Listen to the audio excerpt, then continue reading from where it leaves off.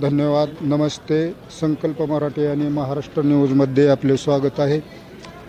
धाराशिव जिल्ह्यात आणि कळंब तालुक्यातील जिल्हा परिषद आणि पंचायत समिती निवडणुका 2026 यामध्ये महायुतीकडून डिकसळ जिल्हा परिषद गटामधील इच्छुक उमेदवार या ठिकाणी इच्छुक उमेदवार म्हणून उमेदवारी अर्ज दाखल केलेला आहे. या अनुषंगाने महाराष्ट्र न्यूजला आणि संकल्प मराठीला ते प्रतिक्रिया व्यक्त करीत आहेत. नाव सांगा. मी सौ मंदाकिनी बालाजी गायकवाड. कुठल्या गटातनं फॉर्म भरला? जिल्हा परिषद गट डिकसळ. निवडून आल्यानंतर पहिल्या 100 दिवसातील तुमचा मॅप काय असेल? रस्ते आहेत. लोकांच्या विकासाच्या दृष्टिकोनातून जे काही कामं करता येतील जे जिल्हा परिषदच्या अंतर्गत येतात अशा पद्धतीची सर्व कामं करण्याचा आम्ही एक वेगळ्या पद्धतीचा आराखडा तयार करून ठेवलेला आहे. काय मतदारांना तुम्ही कुठल्या माध्यमातून आश्वासित करणार आहेत? एकंदरीत जिल्हा परिषद डिकसळ जिल्हा परिषद अंतर्गतमध्ये 9 गावं आहेत.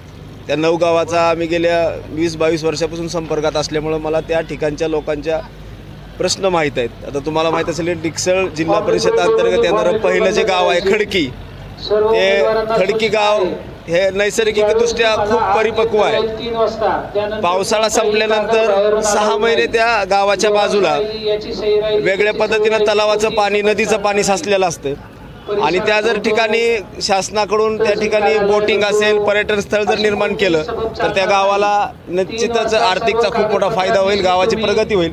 त्या अनुषंगाने मी खडकी गावासाठी तो प्रकल्प त्या ठिकाणी राबवणार आहे. त्याचबरोबर आवड शिरपूर असेल, बाकीचे आणखीन काही गाव आहेत की त्या ठिकाणी दलित समाजासाठी खास करून मुस्लिम समाज असेल, मागासवर्गीय समाज असेल यांच्यासाठी मशानभूमीची व्यवस्था झालेली नाही. जिल्हा परिषदच्या अंतर्गत आम्ही त्या ठिकाणी मशानभूमीची व्यवस्था करणार आहेत. दुसरी गोष्ट बरेचसे काही अशी गाव आहेत की शहरालगतपासून डोकीला जात असताना जो हायवे आहे त्या हायवेच्या आतमधून 5-7 किलोमीटर आतमध्ये जी गावं आहेत ती पूर्ण रस्ते खराब झालेले आहेत. त्या रस्त्याचं काम करण्याचा उद्देश आहे. ज्या लोकांचे घरकुलचे प्रश्न असेल, गटरी असेल, रस्ता असेल, जिल्हा परिषद मतदारसंघात इच्छुक उमेदवार म्हणून या ठिकाणी त्यांनी अतिशय चांगल्या पद्धतीची संकल्प मराठी आणि महाराष्ट्र न्यूजला बाईट दिलेली आहे. या दोन्ही न्यूजच्या मार्फत तुम्हाला क्रांतिकारी शुभेच्छा.